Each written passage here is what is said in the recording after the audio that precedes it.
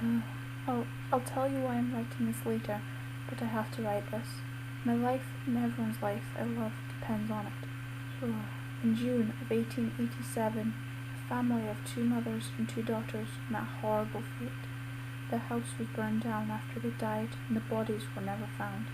But I trust that no matter, you guys will believe me. Well, apparently, the little girl had a doll, a beautiful doll that she played with every day. It was a 6-foot tall, perfectly proportioned doll. The doll had pretty pink cheeks and lips to match, with curly red hair tied up in pigtails with rainbow bows. She was life-size and a very, very expensive ball-jointed doll. Her hands were jointed along with her toes and wrists and ankles. Her skin was shaded like a human's, and she had big, brown, glassy eyes.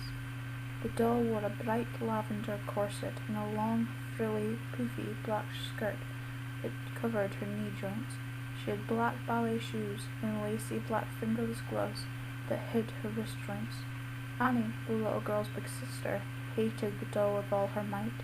She wrote at least 7 pages in her diary about how she wished that her mother and stepmother would get rid of it. They never got rid of it, which sealed their fate. Well, Annie had school the next day, and the little girl, who we shall name Alice, had gone to bed without dinner because she had written all over the walls and claimed Baby Doll told her to do it. When Alice went to go play with her beloved doll, something was wrong. Her hair was jet black, like someone dipped it in ink, and her eyes had been bigger and purple. Alice noticed her ink spilled on her desk and another one of her doll's eyes missing. She backed away from the doll, fear written all over her childish face.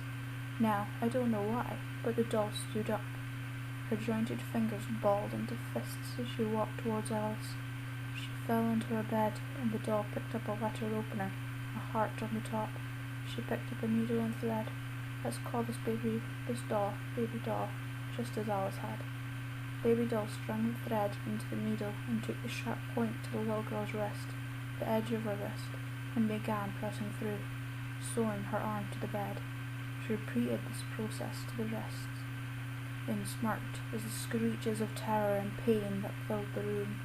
There were footsteps coming up the stairs, and the doll moved the mattress down to the floor, below the bed, where about 20 feet of rope keeping the straw bed elevated. She grabbed the rope and waited for the 2 mothers to burst in. Once the 2 fragile women came in, and Baby Doll shoved them into 2 little chairs from a small table with a tea set perfectly set. She wrapped the rope tightly round the waist of the 2, tying them to the chairs back to back. Alice looked at her mothers, straining her neck to have the pain shoot back up her arms from the string. Baby Doll smiled and took the length of the rope that was left and cut it off with a letter opener. She tied it into a noose. Now, you guys stay here while I go get Sissy. The doll smiled and left. About 5 minutes later, the doll came back, dragging Annie back into the room, choking. Baby Doll tied her to the bed and twisted her wrists. The joint popped out. There, now you can't get away. She took out a box of matches, lighting a few candles that weren't lit already. The human-like figure displayed a happy grin as she watched the Maxwell.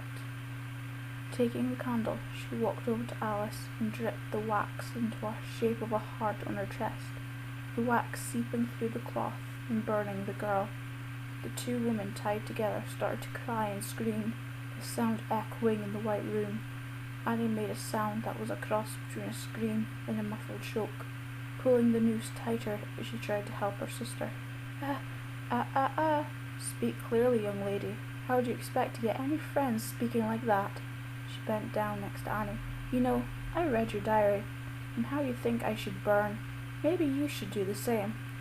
She picked up a book from Alice's shelf. It was a simple 20-page storybook. She held a match over the paper as it lit up in a dance of hot, red, swirling flames.